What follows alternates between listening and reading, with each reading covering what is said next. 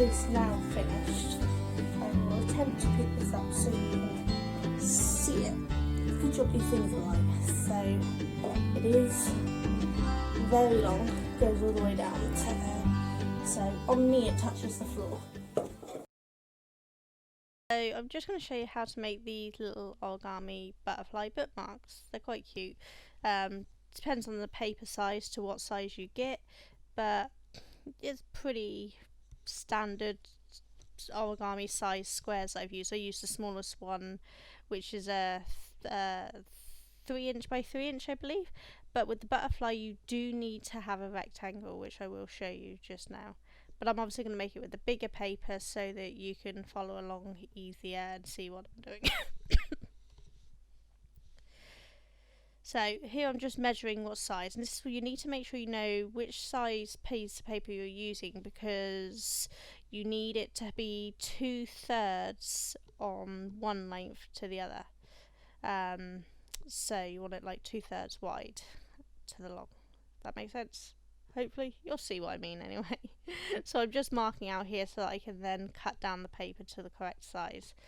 There's not many origami that start with a rectangle instead of a square, but this is one of them. It doesn't have to be perfect. None of mine have been exactly the correct, but they've been roughly right and they work, you know, you've seen them.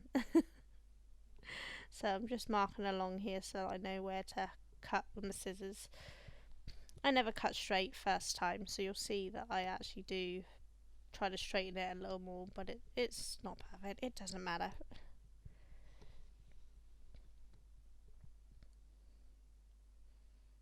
I always keep those strips because I'm bound to find a use for it somewhere. As you can see, it's bowing out slightly because I didn't cut straight. What a surprise. So I just trim it down ever so slightly.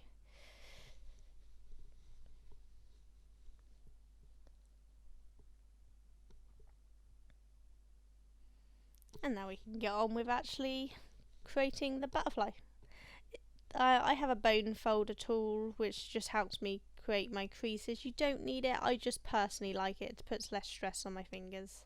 So the first one we're going to do is just fold up in half. So we're taking the long ways and we're going to be folding that up in half. And then once you make sure you've got a good crease, you're just going to fold in half the other way now. You just want to make sure you keep a nice straight line down that centre where you do the fold. So the first two sets, pretty simple. Okay, so turn it around to make sure that the open bar and the flap is all at the bottom, because that's where you want it. And then you're going to take the piece of paper and you're going to flatten down that bend. You're opening it up and flattening down. It creates a point. So the fold line that we've got will actually follow down the centre along those two lines where it might, so you should be able to follow it straight down. And so you're just closing down that piece that you've just opened up, but in a different way, if that makes sense. Hopefully you should be able to see what I'm doing here. So it's just created a triangle, and you're going to turn it over and you're going to do the same size. So just pick it up, open up that fold so that you can then squish the centre down along that line. Remember, keeping it straight. Make sure you've got a good point because that really helps it lay down flat, but it should line up just where the feet of the paper, I suppose you want to call it, is, so that you're creating that tent-like look.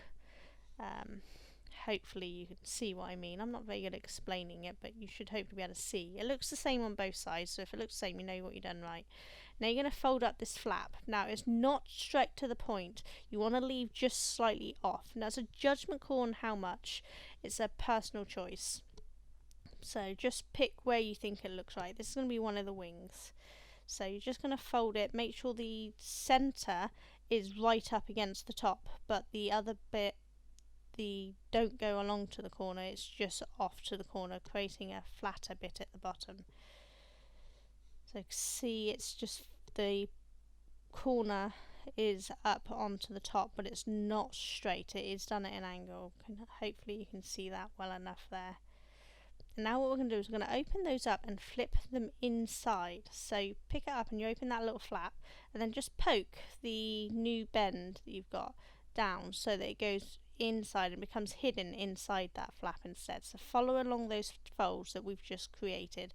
Make sure you get right up to that point so that it's all folded in nice and neatly. And that just keeps that tucked in out of the way for creating our wings. So we're going to do the same on the other side. Open it up and just tuck that new folded piece inside. So we're creating that angle for the wings there. Follow along the crease that you've made, so it shouldn't be too difficult if you can see your crease. That's why it's important to have good creases. And then we're going to turn around and we're going to have the opened up V part at the bottom. So you're going to fold the flap down, and this is where you're making the actual wings, if you can spot. So again, this is a judgment call on how far down you fold it. Depends on the angle you want your wings. Trial and error get you what you want, but for the minute just find a fold and push it down where you think it looks. You don't want it directly down, you do want it off angle. As you see, it's just creating those wings. So we're doing the same on the other side, folding it down. Try to match it roughly to the other side so that the wings are approximately the same angle, but if it doesn't have to be perfect. But you're just folding down, giving a good crease to make sure they stay down, and that's actually it. That's your butterfly shape done. And at the back there is where you'll fold it over the paper to create for your bookmark. So it just kind of slips into it. Wow, words. It slips onto the paper and holds it in place. So that's literally all it is to your bookmark. You could leave it there, or if you can see like I've done, I drew some extra decorations on it. So if you want to do that, just keep watching and show you what to do. I've only got a black pen with me, so everything's done in black, but you can pick any colour you want. So you basically, for the first line, you're going to outline the entire butterfly with a black line. You can freehand it like I've started with, but then I move on to using a ruler because I can't draw a straight line. So the ruler helps me keep it a little more straighter. But you're just colouring in along the edge around the whole outside of the butterfly with just a little black line. You don't want it too wide, but you do want it wide enough to be noticeable, obviously. So here you go, I'm using the ruler to make that straighter now because I can't do things straight. But we're just going to do that all the way around the edge, so it's pretty simple. So if you've got a pen that's more of a felt tip pen, a brush type pen, this would be quicker. I'm currently using a fin tipped pen because I've run out my brush pen because I used it too much. So it takes a little longer for me to do it, but you can do it with a biro, any kind of pen you want really, just creating that outside line to start giving some definition and shape to give some patterning to the butterfly. So I'm just moving down onto the next side. There's not much more to tell you really at this point. It's purely just colouring in along the outside edges along the whole lot to make sure that you've got the nice baseline to start drawing your other lines onto.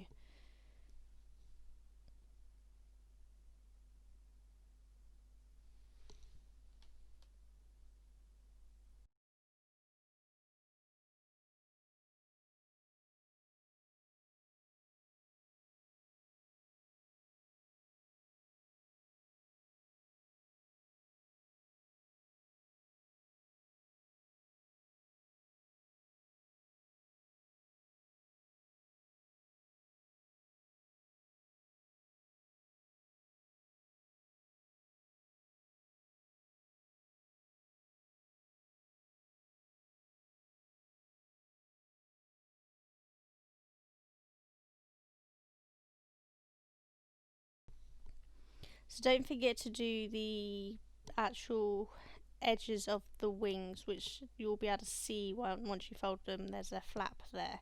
You want to also make sure you get that, so it's kind of the inside of the wing where the upper and the lower wings are. That adds more definition. So that's what I'm doing just now. I'm just doing that extra lines along the edge of the flap that's there. So it kind of looks like I'm drawing just down the centre, but once you folded this, you'll be able to see there is actually a flap there that you've folded, and that's what you want to make sure you colour along as well. I do tend to colour slightly underneath the flap on the bottom layer as well, just because it tends to stick up slightly, and if you colour underneath it, it gives a more illusion that it's one piece.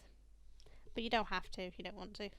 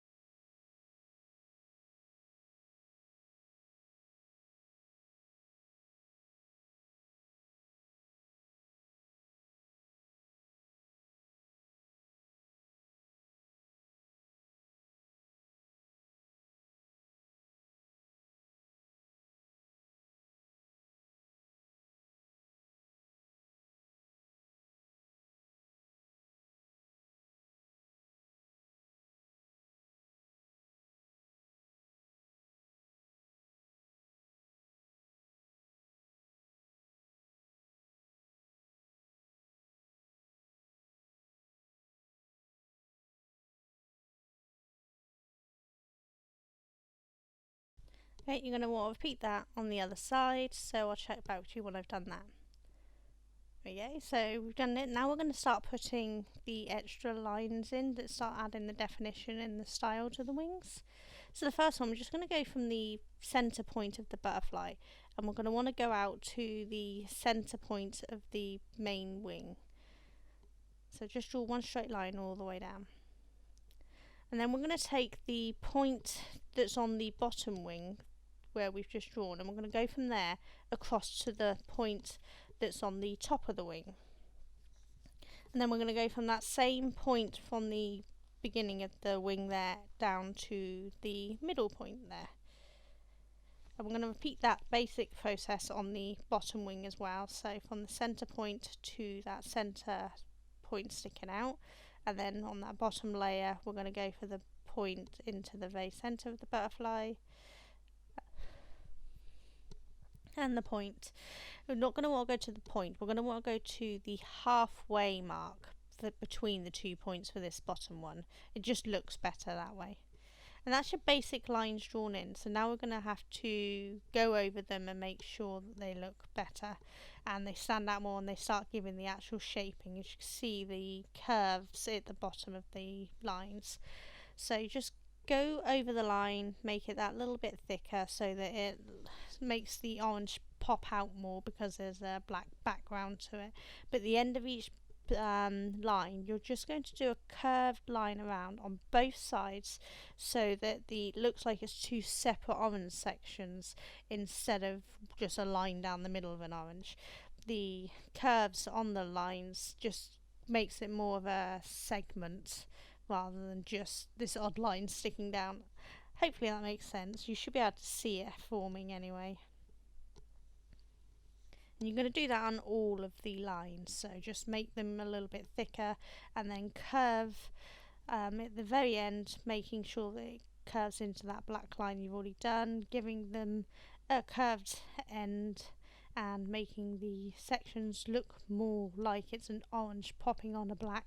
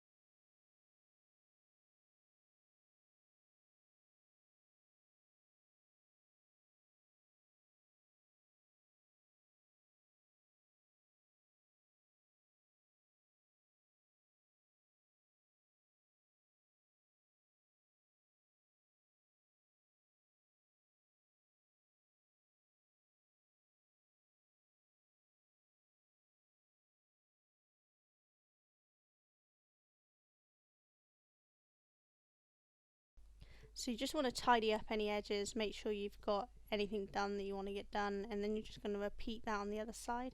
The bigger ones can do with an extra line sometimes, but I've only shown you the basic lines because if you're doing the smaller one you don't really need any extra lines. But you'll see in a second the middle size one I made does have extra lines, so it's a personal preference. So just have a look and see the sort of size and the line layout that you want, but they look really cool and they're all done.